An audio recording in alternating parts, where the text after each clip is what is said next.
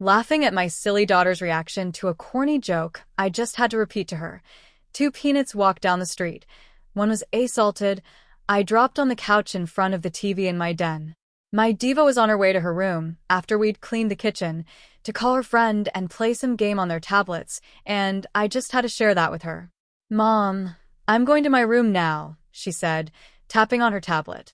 I watched her climb the stairs as she said, "Girl, you will not believe the so-called joke my mom just told me." Centered, comfy, and under my favorite throw with a bowl of buttered popcorn and an Arizona lemon tea, I clicked on the TV, power stick, and stereo, and grinned when the Crown started. Binge time. I had been waiting on this for so long.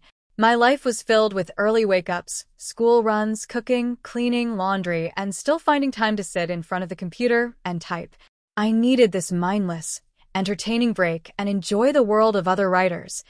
Excellent ones who knew their shit before I had to hit the bed and do it all again tomorrow. As soon as the guy playing Prince Philip started talking, while I internally swooned at his accent and voice, the couch tipped next to me. I said nothing, knowing it was the hubby, and he was bored if he wanted to watch something that had no killing, car chases, lots of bloodshed, and fighting. Or he wanted something big. Ooh, I thought listening to the storyline. The prince may have been cheating. This is going to be so good. My husband called, "Hey, Annie?" Shaking my head, I paused the show. He so would. "What, Mark?" he asked. "What do you think of this?" Looking over, I expected to see, well, almost anything naughty, but no, he was holding out his phone, and it was on one of those buy this apps, and in front of me was a picture of a car. My tongue popped, and my eyes went back to the TV, and I hit play. "No. Don't just say no, Annie. Look." I glared at him. "No," I scoffed, wondering why it sounded like a war was going on in the background. Was it a tornado or something? I nibbled on popcorn while trying to figure that out. "Can you at least flip through the pics and tell me what you think?" I paused the TV again and snatched his phone. I read the specs, viewed all the photos, and said, "No." Mark sighed hard and argued, "Annie, this is a good deal." I dropped my bowl on the coffee table. You said no more, Mark. 3 years. We were having a discussion, and nothing more until we agreed. It's only been 2, and I'm not ready to discuss anything related to a car. Mark insisted, "But I need this one. I've been wanting it for years, you know that, Annie." I snapped. "What I know is that you damn near buy a car every year, and I'm tired of it."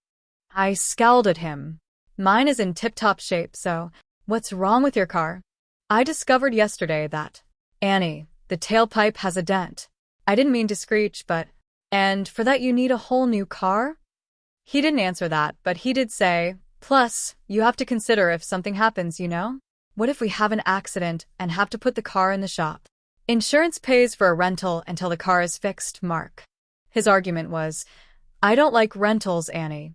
I want my own shit." I snorted. "And I don't like 50 cars littering the property. I like my shit cleared." Mark shook his head. "It'll only be 3. Don't you think you'd be cute driving this Malibu?" I rolled my eyes and heatedly informed, "Don't you think I'm going to fall for that, Mark? We both know that if you get that car, I won't ever look at it, let alone drive it." My husband gently requested, "Annie, just think it over, but do it fast. I want this, and I'm sure that so do several others." "Then buy it," I snapped, glaring, noting he didn't deny what I said. "You don't need my permission."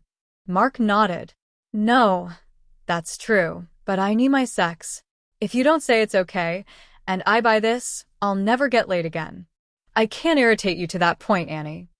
My head tilted. "Guess that's a risk you'll just have to take now, isn't it, Mark?" That fool rolled his eyes. It was almost too cute, but I kept a straight face and started the show.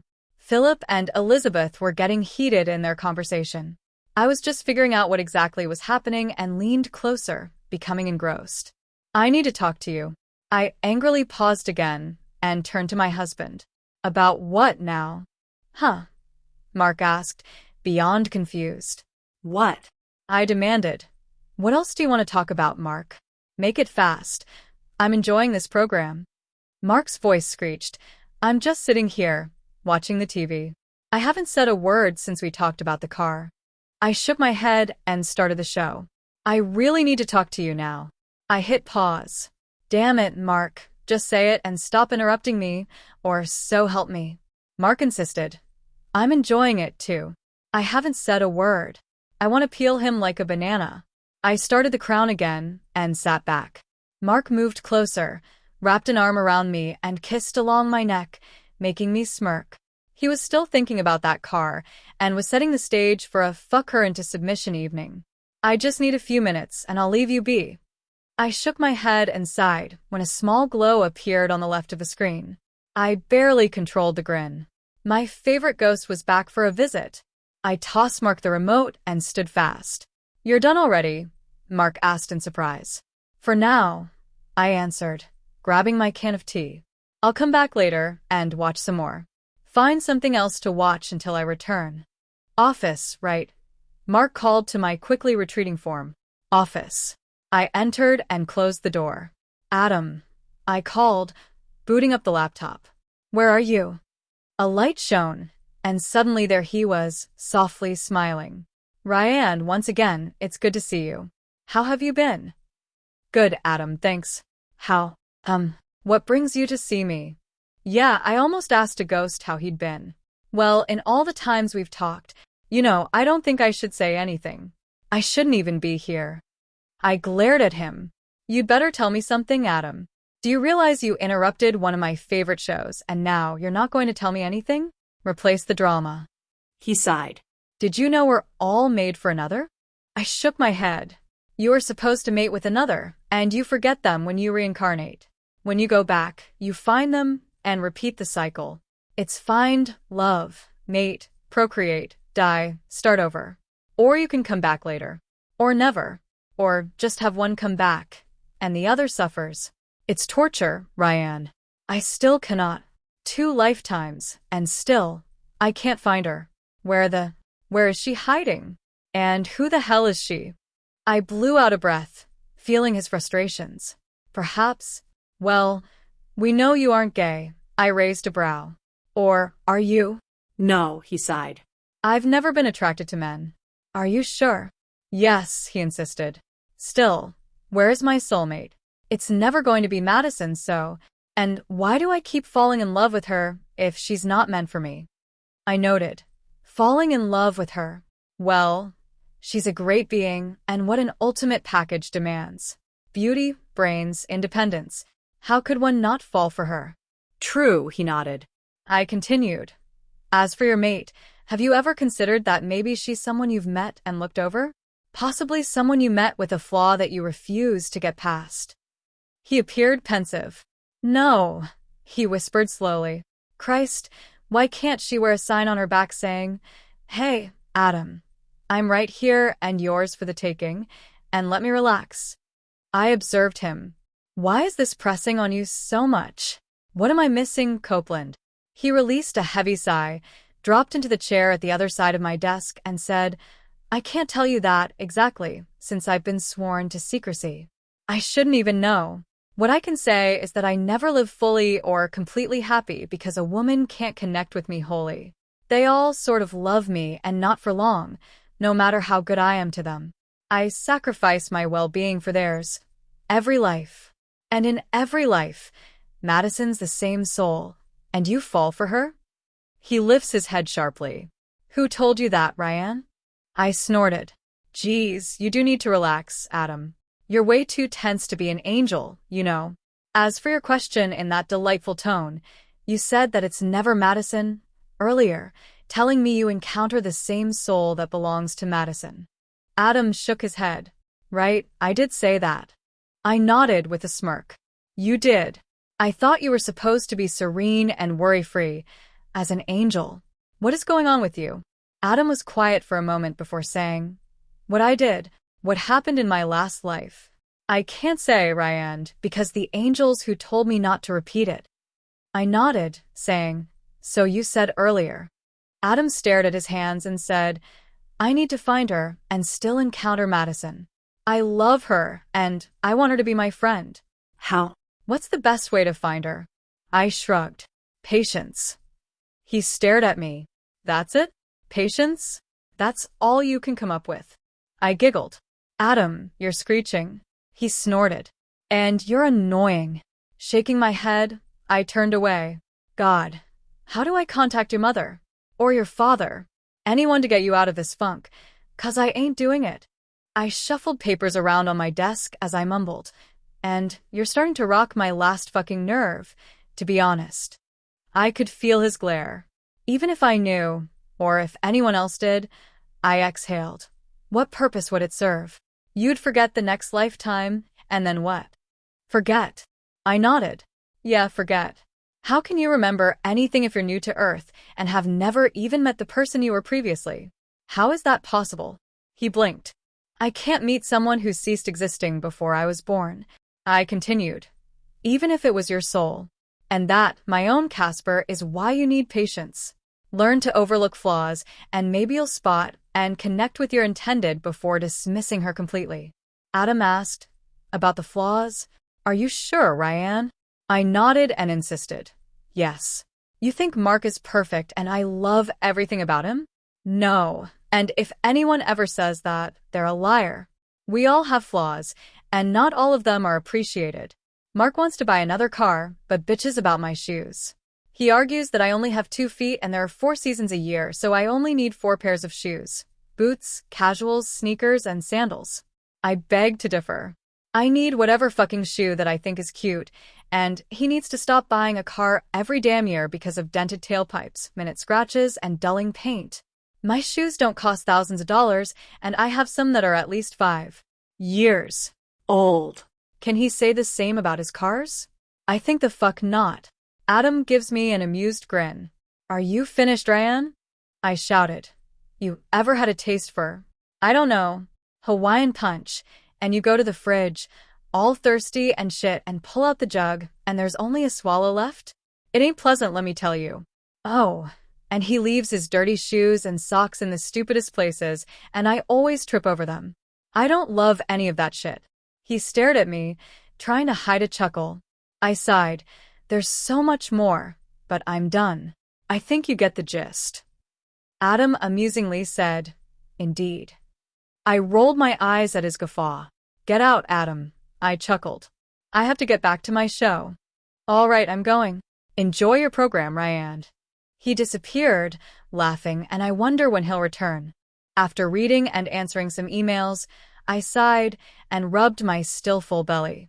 I cooked dinner on this fall night, and again wondered if someone was going to show up and demand I listen to whatever they had to say on this cool, crisp evening.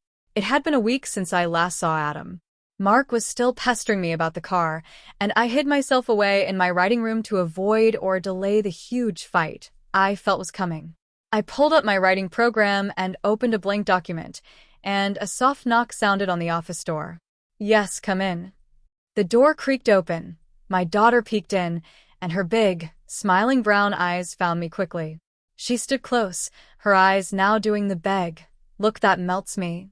But I'd never let her know that, as her father clearly did. I mean, someone should be the bad guy, right? My husband can't with her, so I do, and poorly most times.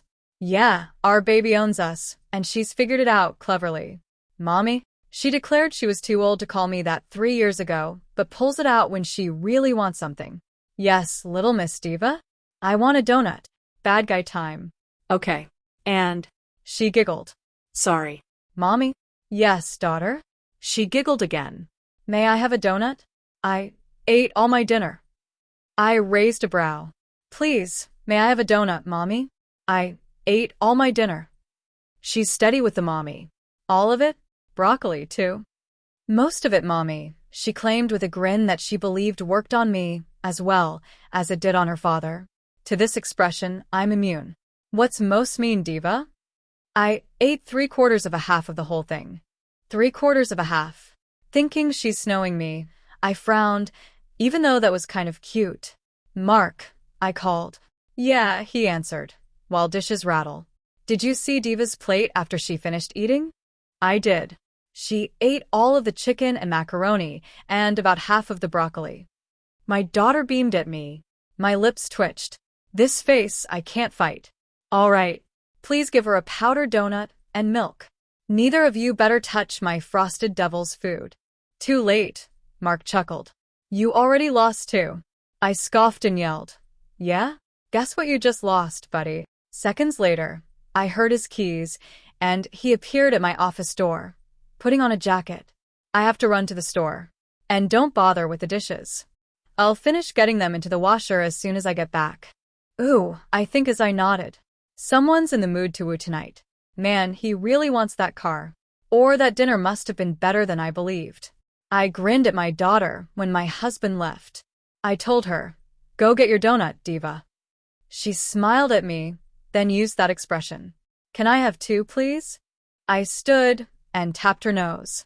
"Can you remember to brush those teeth before bed?" She nodded, looking serious. "I can if you remind me." Charmer. Thinking I'm the biggest sucker on the planet when it comes to my diva, I watched her take 2 donuts out of the box and pour herself a glass of milk. She asked if she could eat it while watching a movie, and I agreed. It was Friday night, so she could stay up later. She goes to the warmed, enclosed back porch, and I watched her start a movie on Netflix. She is engrossed immediately, almost as fast as she got powdered sugar on her face while she yapped on her tablet with her friend, who was watching it, too. Back in my office, I looked in the mini fridge and shook my head when I realized I only had 2 of my favorite teas left. Looks like I'll need to go to the store in the morning after I drop Diva at school. I sighed as I sat at my desk. Better yet, I texted Mark to grab me a case. Don't forget the popcorn to which you're practically addicted. I startled. Shit. Who is that? Damn it, am I finally going crazy? No, a man chuckled. You still have all your faculties. A white light glowed, and I saw a smile that made me grin back. Adam, I breathed. I just saw you last week. I think you're around more than my husband. Always good to see you, Ryanne. Adam warmly greeted. I beamed. So, what brings the handsomest spirit to me, again? He smiled. Here's the thing, Ryanne, someone came to me and she wants to talk with you. Oh, who would that be? Before I summon her, I want to tell you she's in limbo. Why? I mean, why is she in limbo? Well, before she died, she wasn't stable. She had issues she didn't seek help for, and in the end, she didn't ask for repentance, but because it was known she was meek, despite what she did, she was placed in limbo and has been trying to make amends since. She heard about you and your abilities and asked me to contact you. She's mulling over prospects and, Ryanne, I'm sorry, but that's all I can tell you. Okay. I nodded, then frowned. Well, who is it? Adam gave me a long look and sighed deeply. I scowled. No. Way. Ryanne, come on. Please. Did you read what she did? All of it. I did read it, but I think she's sorry. Remorseful, even. Remorse. I snorted. She's so beyond sorry, Adam. Christ, first Joni, then Rita, and now her. Adam dimmed. Another glow, tinged in red, glowed. A woman appears. She's a brunette, with amber-greenish eyes that stare at me as she takes her human form. She's a beautiful woman in a red dress who reminds me of Amanda Peet. Ryanne, hello. I'm Adina Elliott. Smirking, I nod. I figured. Hi, Dr. Elliott. Adina, please. How are you? I glared at Adam. I was fine, but now I'm pissed off at my former favorite ghost. Fucking Casper is back at the top, and the one in the attic is a close second. Stand down, Ryanne, Adam urged. Have some compassion for Adina. A brow raised as I raked over her entity. You mean show her the same kind and amount of compassion she showed Mariah? And her babies? Gladly. Matter of fact, how about you summon Brown and ask him when I should pull it back? I had issues, Ryanne. Adina insisted as she floated to sit in front of me. And I am very sorry about Mr. Daniels. That got her a scoff. Issues? No, you were fucking insane. You didn't love Marcus, yet you tortured him, and the woman he loved, who loved him back unconditionally. You put her through complete hell. Why? Adina Elliott had the nerve to look contrite. Jealousy, mostly. I wanted what they had. I craved it, but I never found someone willing to give it to me. Livid, I asked. So the only thing you could think to do is rob it from Mariah? Sort of. Adina whispered. If he could be that way with her. My hands went into each other, and my fingers clasped in her face. Marcus and Mariah fit, Adina. Meant. He couldn't be that way with anyone other than that woman, because she was meant to be his one. You had no right to interfere in that, no matter what you were feeling. You owe that whole family a lifetime in purgatory for what you and your cohorts did to them. Adina nodded and looked at the floor. You were right, Adam. Adam scoffed.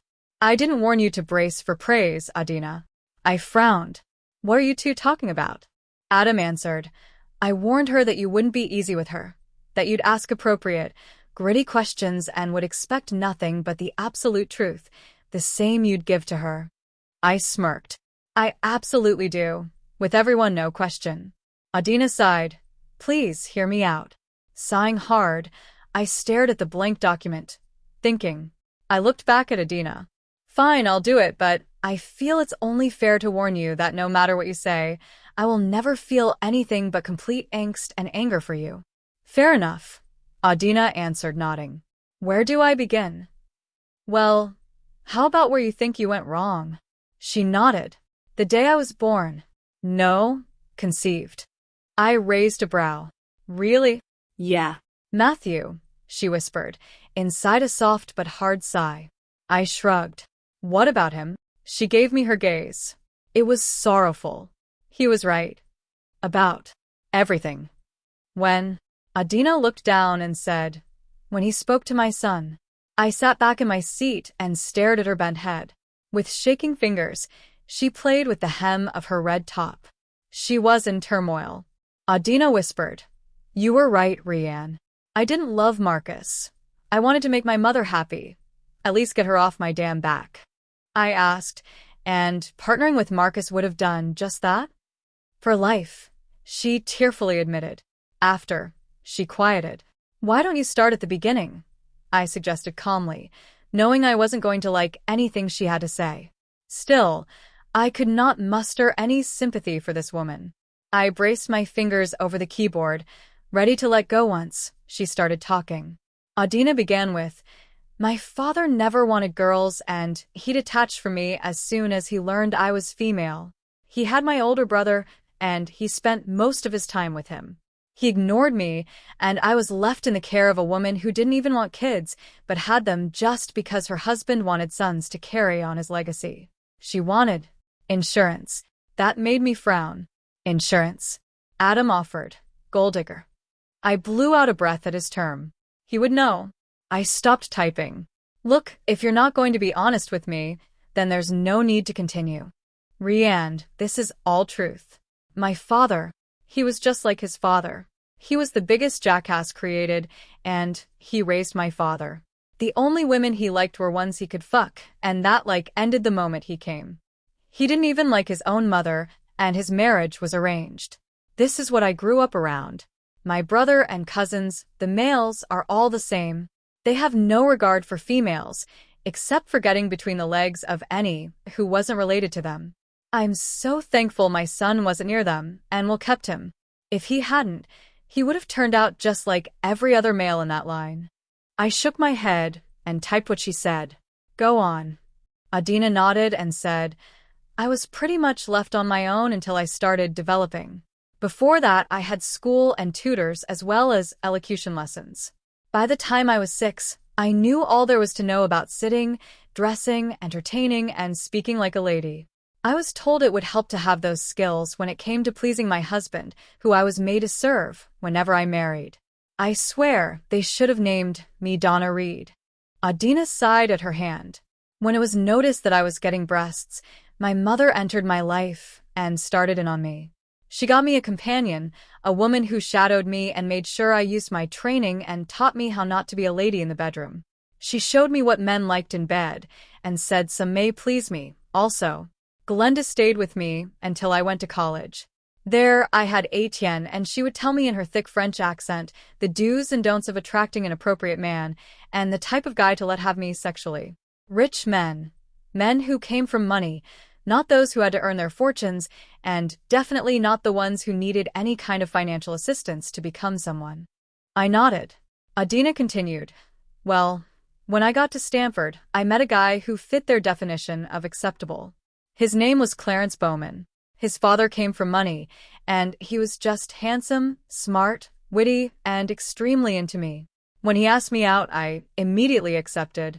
I spent a year with him, and I didn't let him between my legs until my mother approved of him. The night she did, I had sex for the first time in my life. I enjoyed him. We broke up because I wasn't ready to settle down, and I couldn't believe he asked me. I needed more time alone. I looked at her when she stopped talking. What happened after him? She sighed. I met a man whom I was attracted to physically, and I leapt. Attracted to? I asked. You didn't love him? No, not at all. It was just, he was attractive and had this gait, and it was sexy as all. I mean, the way he moved, it was so sexy. Marcus, I smiled. Marcus Alexander Cannon, future perinatologist. So, he wasn't going to be a regular gynecologist? He was, but he switched his specialty. Halfway through his junior year at Stanford, he decided on pediatrics. I have no idea why. I nodded, knowing there were two reasons, but only one was damn good. I asked, and how did you and he start up? I had 2 years over Marcus, but he came across as being 3 decades older. He was a serious, focused man, and I liked that about him. After Clarence and I finished, I decided to go after Marcus. It didn't take much. At 22, I was quite the hottie. She smiled reflectively. I was sure she was, and silently waited for her to continue. I decided to approach him, and when I did, he immediately responded. He was almost anxious, albeit stiff, you know? I mean, that guy was like a ticking bomb, and so tense, I guess. We had a date, and during dessert, I decided to relax the guy and took him home. I lived in a condo near the campus and was in a gap year. I needed a break, as you can imagine, and told my domineering mother that I was taking one. She protested vehemently, but conceded as soon as I agreed to her terms. Terms? Yeah, she said thoughtfully. She'd always been in control, and I did everything she asked, commanded, rather. To get my break, I had to make her promises. I nodded, pondering how familiar this all sounded. What were the terms? Adina revealed. Mother decided I needed to become a doctor. I didn't see the point of finishing if all Dad wanted was for me to be a reproductionist and quietly live my life fucking my husband and making baby after baby with him. I was more than that, I believed, and wanted to take time out to figure out what. My parents didn't agree, because when I insisted on a break, they said they were going to find my husband. To get my way, I had to agree to go to med school when I turned 24. In the interim, they would get me a place to live, pay my bills, and give me an allowance because hell would turn into Antarctica if I got a job. Elliots don't have jobs. They have careers that have meaning. Males, that is. You, young lady, just need to make babies and look pretty for guests. Soon, I will find a suitable young man for you, since you let the Bowman heir get away. Mom never worked a day in her life. She was 17 when she met Dad, and they married 2 weeks after she graduated high school. Her parents owned a diner in San Diego. Successful, but that was not good enough for my paternal grandparents. They made her disown them, and I didn't meet them until I was 18. Damn, I thought. So, I got the time and met Marcus in a club. Even in there, he was tense, but he was attractive, handsome, and I wanted him. The night of the first dinner, I made that move by taking him to my home. He didn't leave until Tuesday, and the date was on a Friday. Why such a long dalliance? Because it was his first time having sex, and I wanted to help him make up for the lapse. Or gap, whichever you prefer. And, well, he was nervous at first. I got him hard and lowered myself over him. I couldn't believe he held off. He had so much control that he allowed me 2 releases before he got his one, and it scared me when he finally did, that first round. I frowned at her pause, asking, why? He let out this, growl, I guess. It was so animalistic and deep. As soon as he did, sweaty and shaky, I froze over him, panting, and thinking he pulled a muscle or something. He hadn't. He had orgasmed and felt it deep in his soul. He growled almost every time he came, but nothing like he did that first time. I fought a smile. Ooh, if I could tell Mariah this. Never mind. Marcus and I dated, but he wasn't invested. I was set to have him meet my parents, until he said he didn't want kids. That was against the agreement, so I broke it off. I wasn't hurt when we severed, because I didn't love him. He was just fun, and perhaps a means to an end. Several times during our med school career, we had more fun, but nothing came of it. I asked, and the engagement? Sarah Blythe Harmon-Elliott and my father attended my med school graduation, and my mother collected her prize for my graduation, a check. My father, George I, paid her for my accomplishment, which was really hers, in both their eyes.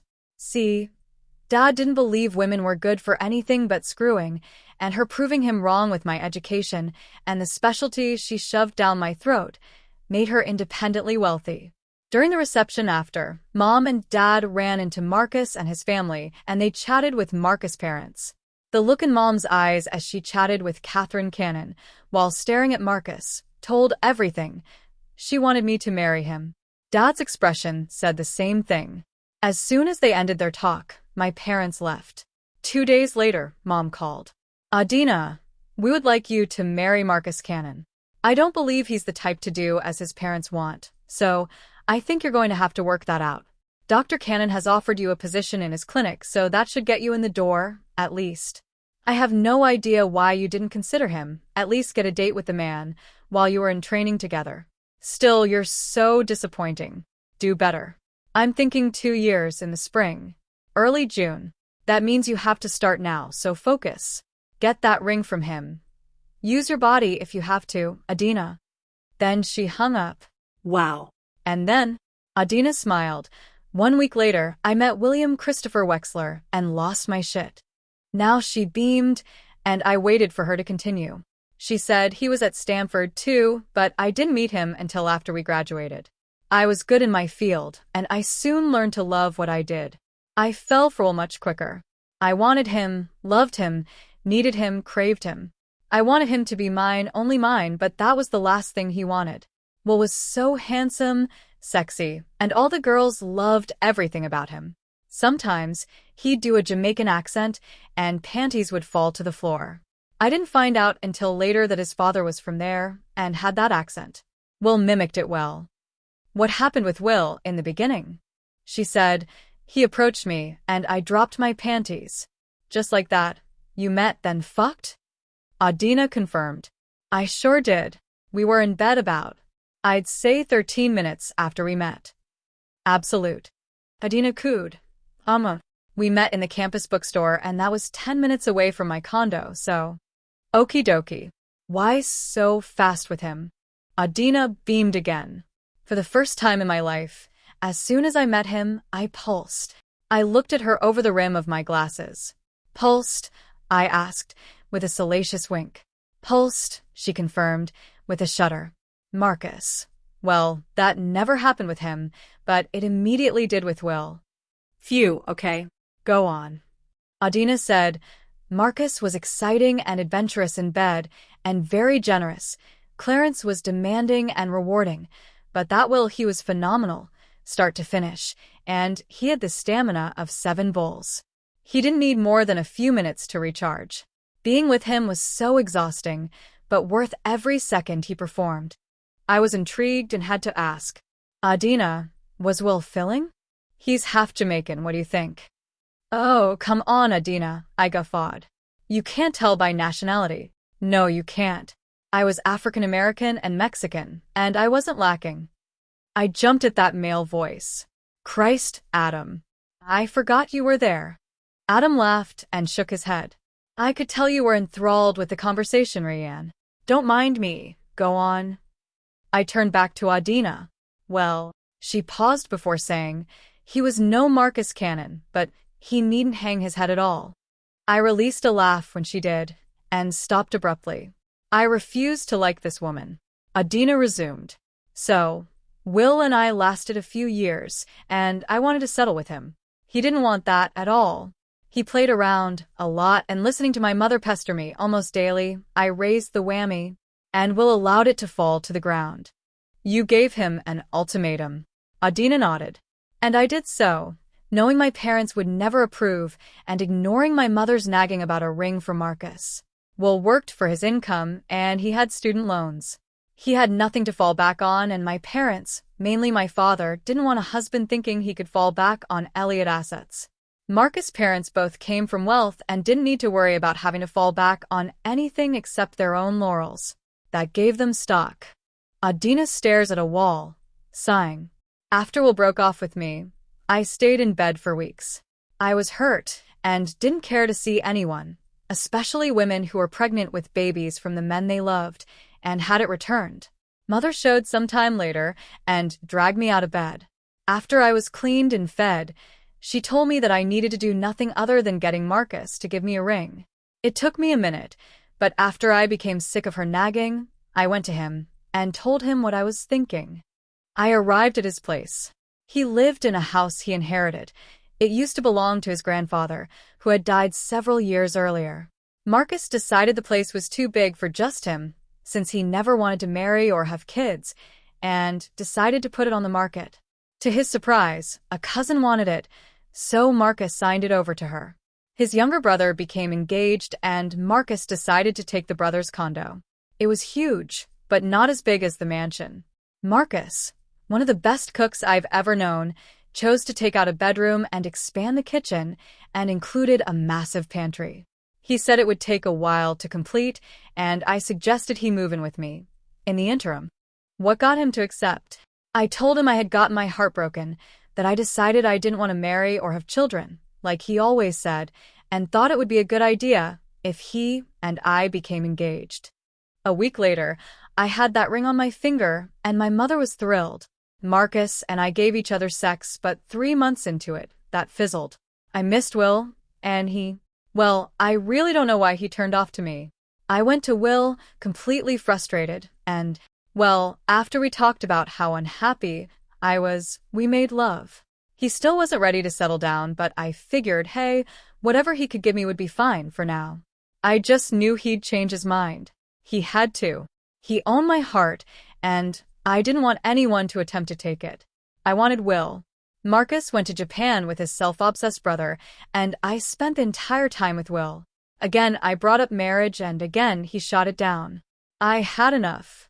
Several weeks later, I felt dizzy. I never had such a symptom and ran a panel on myself. Pregnant. I ran to Will, but again, he was not willing to marry me. To hurt him, I decided to go ahead with my plans with Marcus. That didn't work. Marrying another didn't affect him, because no matter whose ring sat on my finger, he was still going to be in his child's life. I conceded, simply because I did not want a court fight. But Marcus wasn't having it. Shaking her head, she turns to the picture of my family and softly smiles. Were you happy about the baby from the beginning? From the beginning, my son was wanted, but right after I told my mother about the pregnancy, for about 10 minutes, I regretted him. Why? That shout came from Adam and me, because I had told her about the baby and she was over the moon and I actually relaxed. It was enthralling to see her so goddamn happy. She rushed to her desk.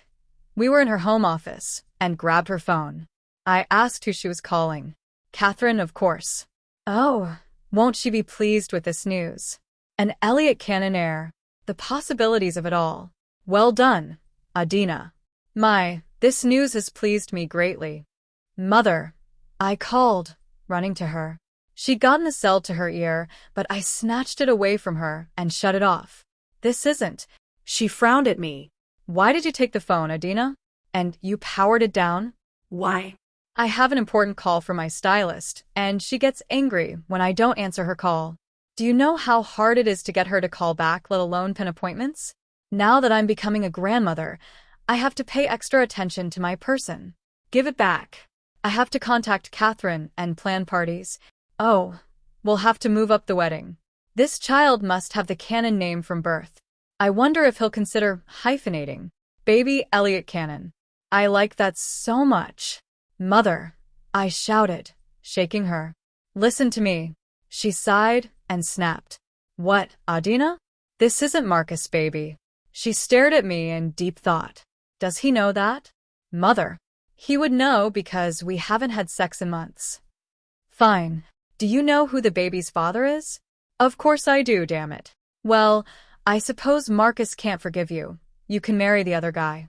Who is he, and how much are his parents worth, Adina? Are they anywhere near the cannon's wealth? Pretty hard to do. Wait, is it a Bowman? Did you and Clarence reconcile? Adina, she sighed. You're supposed to end one relationship before entering another. Doing otherwise makes you look like a middle-class being. Clarence and I haven't seen one another in years, Mother. Then who? I dropped into a chair and cried. This was not going to be easy. William Wexler, I told her. Wexler? I've never heard that name. They must be new to the area. What does he do? I inhaled. This was the only thing she was going to like. He's a plastic surgeon. Indeed? Well, you must give me his number, Adina. My friends, and I will throw him some much-needed business to get his name more known. I'll send Tracy to him first as a guinea pig and see what he does with her nose. My guests cannot believe its eyes, and to tell the truth, I've never been fond of it, but she's a great maid.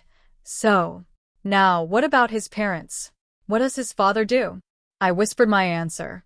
I'm sorry, I think I misunderstood. He's a what? A plumber, Mother. You slept with the help, Adina?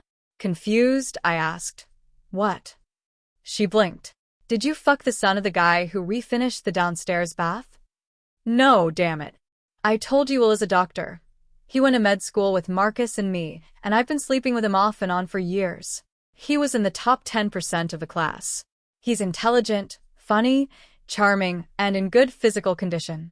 Mother, understand that this is a good thing, and as soon as he's ready, I'll be marrying him. She stared at me, and for several long minutes, I thought she had died. She was still, didn't even blink, but that hard gaze never left my face. From the moment I was told you were actually a girl, I've been disappointed.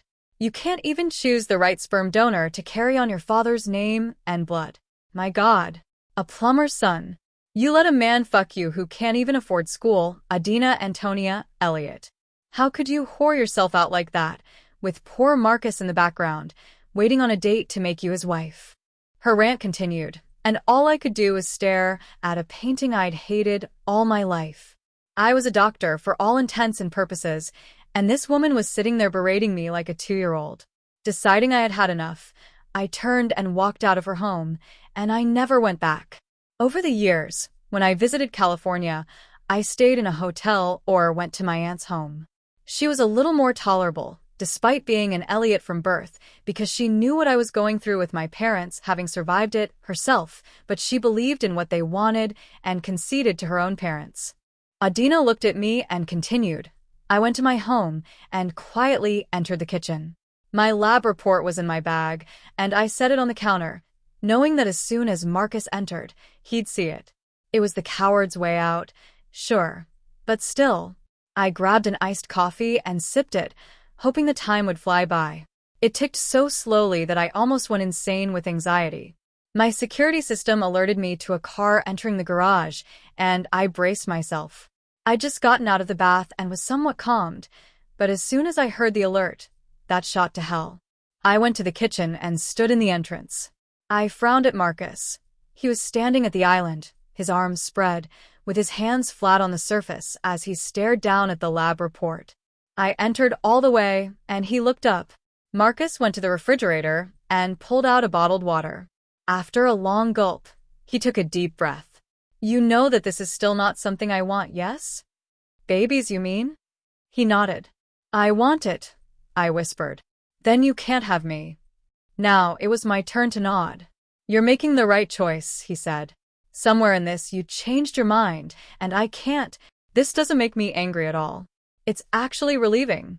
We don't, and never have had love for one another. What irks me is that. He inhaled and turned to me, fully.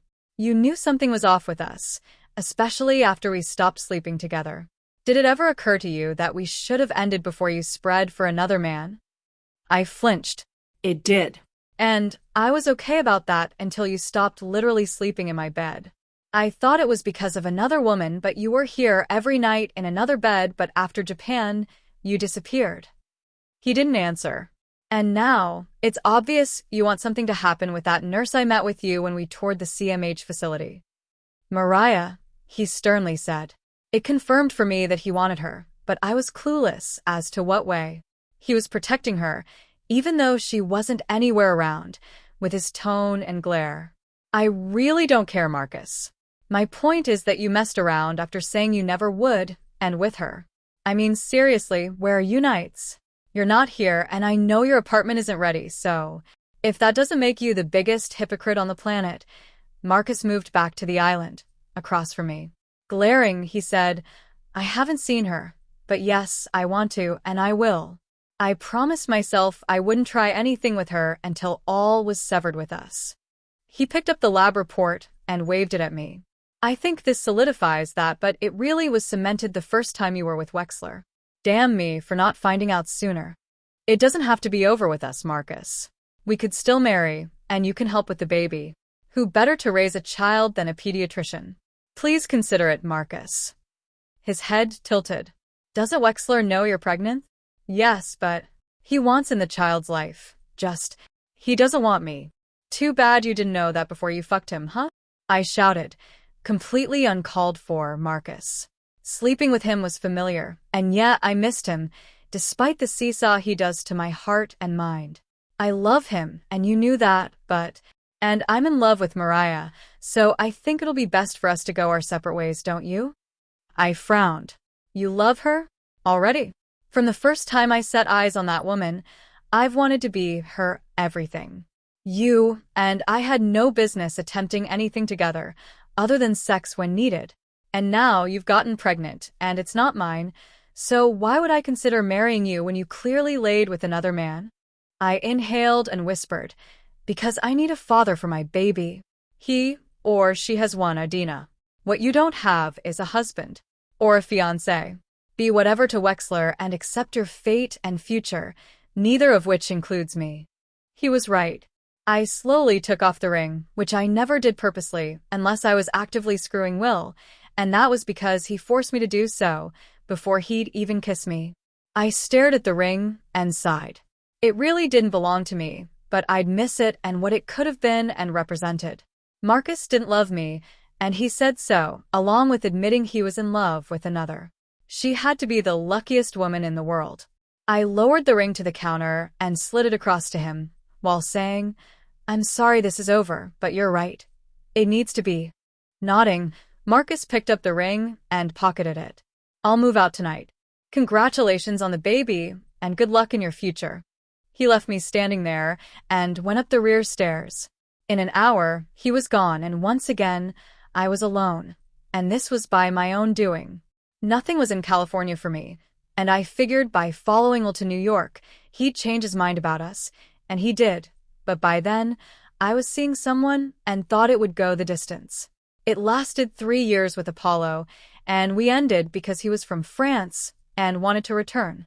He and I, we could have made it, but I wasn't leaving my son, and Will never would have allowed me to take Chris with me, so I severed with Apollo, and by that time, Will had already met Anna. He and I were never going to be more than Chris' parents. She sighed. When Chris told me he was going to be a big brother, I started to unravel. It hurt, badly, to the bottom of my soul. I was alone, outside of my son, and had no idea if and when that would change. All the angst I was feeling was aimed at Mariah. If she hadn't entered Marcus' life, he'd still be with me and possibly married with kids of our own, as well as Chris. Or Chris could have been his naturally. And I'd have been happy for a little while, at least, seeing as how our hearts belong to others. I asked, but you loved Will. Would you really have married Marcus and settled for him? Adina appeared thoughtful. Yes, and it would have solved so many problems and helped several relationships. I asked, your mother? She tearfully smiled. I don't believe anything would have helped with her. She never had love for me, and she showed it often. Moving to New York helped us, because I didn't have to worry about her popping up with her scathing words. Sure, she'd call, but I could ignore those, and I did, often. Holidays I couldn't, and I feared they'd try to outline Chris' life, but Will soon showed that wasn't going to happen with his son. He wanted to be involved with everything concerning Chris, from his name down to the socks he wore and the language he spoke. The only thing he didn't grouse on was what we were going to call our son. I chose Chris, and it stuck. Right, Adam murmured. He can speak Spanish because of his grandmother. Adina nodded. Will was adamant, and I agreed. It was a logical thing to do, not to mention practical. And I sighed. Will regretted not learning himself. Why Chris for him? I was never fond of William, and his father carried Will, so did you and Will ever resume physical relations? I asked, noting her reflective smile. Adina nodded. When our son was an arm baby, and I did so hoping it would lead us down the aisle, but when Chris was about 3, he met Anna, and one look at her, I was forgotten. He also loved Mariah and couldn't get over her, I guess. And watching his happiness grow with his new wife. Burned, I softly offered. To the bone. Shaking my head, I said, Matthew is right. Sighing, Adina repeated, Matthew was right. The days of the kidnapping. What happened? Adina nodded and said, I hired a detective, hoping to break up their little happy home, and was led to Vince Flores. Vince, I quickly discovered, had nothing nice to say about Mariah or her male friend. I learned that friend bested him, but I didn't know it was because he was beating Mariah until after he was killed by his cousin. Those smacks he gave her, well, I assumed it was out of anger. I thought, how could she not have figured all that out beforehand? Adina said, Vince recruited his cousin because Vince was just too damn fat to do much. Walking made him wheeze, and talking took forever because he needed to take a break inside sentences. His cousin, who would only say his name was Guzman, agreed to help for cash and sex. The night he went for her. I frowned, staring at her. Stop. You slept with Guzman. She shrugged. Yeah. I screeched, and you have no remorse or ickiness about doing so. Another shrug. Yes and no. I snorted. Wow. Adina's eyes rolled. Ryanne. I was out of my head at that time. I was depressed, miserable, lonely, horny, and extremely vulnerable. Guzman was a 6-foot, dark, brooding guy who looked like Wilmer Valderrama. I thought, why not? And he and I went at it hard for hours the night and morning before the kidnapping.